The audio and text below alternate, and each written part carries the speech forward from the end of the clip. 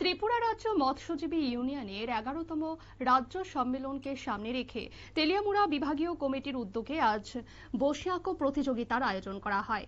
প্রতিযোগিতা উপলক্ষে অনুষ্ঠানে উপস্থিত ছিলেন ইউনিয়নের রাজ্য নেতৃত্ব সুধন দাস, মনীন্দ্র চন্দ্র দাস সহ তেলিয়ামুড়া বিভাগের নেতৃত্বরা।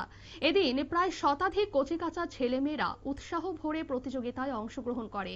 বিভিন্ন বয়স ভিত্তিক শ্রেণীতে বিভক্ত হয়ে অংশগ্রহণকারীরা তাদের সৃজনশীলতা ও প্রতিভার বহিঃপ্রকাশ ঘটায়, যা অনুষ্ঠানে উপস্থিত অতিথিদের প্রশংসা কুড়ায়।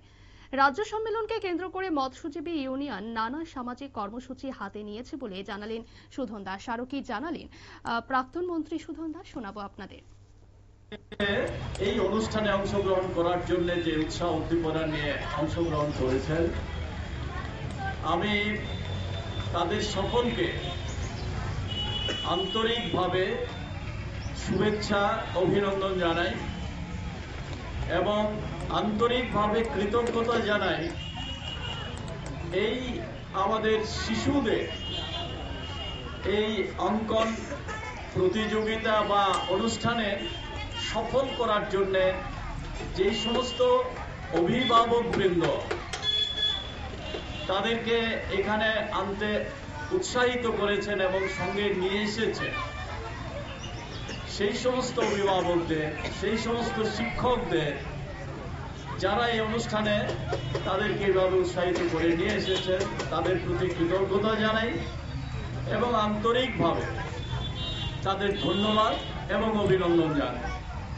আপনারা শুনেছেন যে 11তম মৎস্যজীবী ইউনিয়নের রাজ্য সম্মেলন তেলিয়ামুড়া মহকুমাতে অনুষ্ঠিত হবে।